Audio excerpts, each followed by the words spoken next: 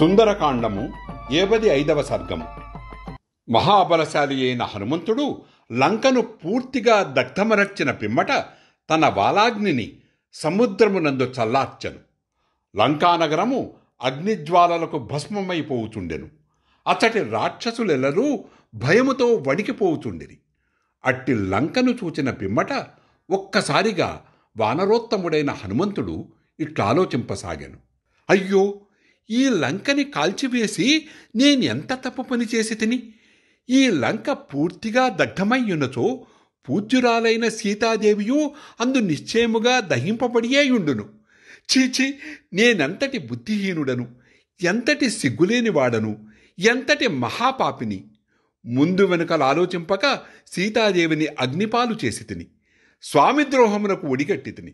అజ్ఞానము వలన నేను చేసిన ఈ పని వలన నా స్వామి కార్యమునకే భంగము వాటిల్లినది.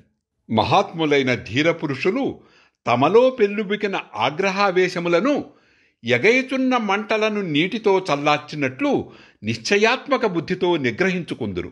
నిజముగా వారు ధన్యాత్ములు. కోపావేశమునకు లోనైన వాడు ఎట్టి పాపములకైననూ ఒడిగట్టును. అతడు గురువులను హత్య చేయుటకు కూడా వెనకాడడు. కన్ను మిన్నుగానక పరుషవచనములతో సజ్జనులను సైతము నిందించును. కోపోద్రేకుడైన వాడు ఇది అనవచ్చును, ఇది అనకూడదు అన్న విచక్షణను సైతము కోల్పోవును. అట్టి వానికి చేయగూడని పనియుండదు, అనగూడని మాటాయుండదు. సర్పము తన జీర్ణ చర్మమైన కుబుసమును విడిచినట్లు క్షణికోద్రేకముతో వచ్చిన పిచ్చి కోపమును సైతము ఓర్పుతో అణుచుకునినవాడే నిజముగా యోగ్యుడు. నేను లంకకు నిప్పు పెట్టుట వలన సీతాదేవి రక్షణకు భంగమేర్పడినది. దాని వలన నా లక్ష్యమే దెబ్బతిన్నది. నేను చేసిన ప్రయత్నమంతయు బూడిదలో పోసిన పన్నీరైనది. ముఖ్యమైన సీతాన్వేషణ కార్యము నెరవేరినది. ఇక సీతాదేవి సందేశము శ్రీరామునకు వినిపించవలసిన కార్యము మాత్రము మిగిలి ఉన్నది. కానీ ఈలోపే క్రోధాంధుడనైన నేను సీతాదేవికి ప్రాణాపాయమునర్చుట ద్వారా మూల విచ్ఛేదనకే కారకుడనైతిని. ఇందు సంశయము లేదు. నేను చేసిన ఈ బుద్ధి వైపరీత్య కార్యము వలన సీతాదేవి ప్రాణములకు ముప్పు ఏర్పడినచో నేను ఇప్పుడే ఇచటనే ప్రాణములను త్యజించుట యుక్తమగును. ఈ విధముగా కార్యము పూర్తిగా భంగపరిచిన నేను వానరప్రభువైన సుగ్రీవునకు మహాపురుషులైన రామలక్ష్మణులకు నా ముఖము ఎట్లు చూపగలను? వానరుల బుద్ధి నిలుకడలేనిదను మాట ముల్లోకములలోనూ ప్రసిద్ధము. నా పిచ్చికోపము వలన వానర సహజమైన బుద్ధి చాంచల్యమును ప్రదర్శించితిని గదా. ఛీ, రాజసభావము ఎంత చెడ్డది! ఇది అదుపులేనిది, చంచలమైనది. కార్యదక్షుడనైనను రజోగుణాత్మక ఆగ్రహము వలన సీతాదేవి ప్రాణములకే ముప్పు తెచ్చితిని. సీతాదేవి జీవించలేనిచో రామలక్ష్మణులు ఇరువురునూ తనువులు త్యజింతురు. ఆ కారణముగా బంధువులతో కూడా సుగ్రీవుడు కూడా ప్రాణత్యాగము చేయును. ఈ వార్తను వినినంతనే భరత శత్రుఘ్నులు కూడా జీవించి ఉండదాలరు. అప్పుడు వారి ప్రజలెల్లరూ శోకసంతాపములతో అలమటించుట తథ్యము. ఇట్లు నేను లోక వినాశకుడనై ధర్మార్థ ఫలమును కోల్పోయి దోషాతిశయముచే దోషములలో కూరుకునిపోయితిని.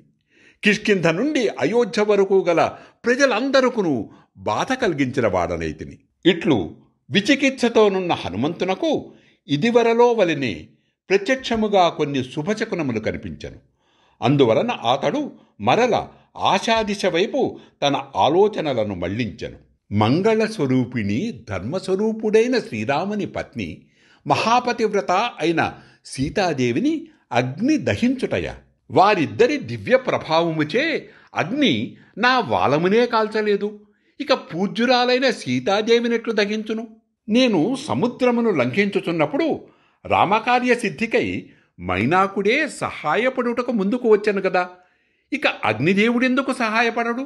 ఈ విధముగా సీతాదేవి ధర్మపరత్వమును గూర్చి ఆలోచించుచున్న మహాత్ముడైన హనుమంతునకు చారణులు ఆకాశము నుండి పలుకుచున్న మాటలు వినబడెను.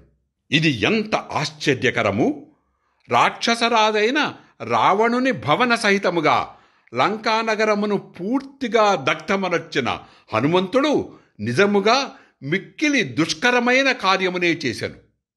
అయినచో ఈ లంకానగరం అంతైనూ దగ్ధమైనను సీతాదేవి మాత్రము దగ్ధము కాలేదు.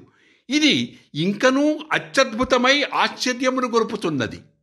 అమృతతుల్యములైన ఆ చారణుల వచనములను విని హనుమంతుడు పరమానందభరితుడాయను. అట్లు తన మనోరథము లీదేడినవాడై హనుమంతుడు సీతాదేవిని స్వయముగా మరల దర్శించిన పిమ్మట తిరుగు ప్రయాణము చేయుటకు నిశ్చయించుకొనెను.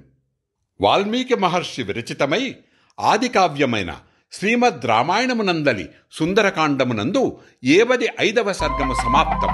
జై సీతారాం, జై హనుమాన్.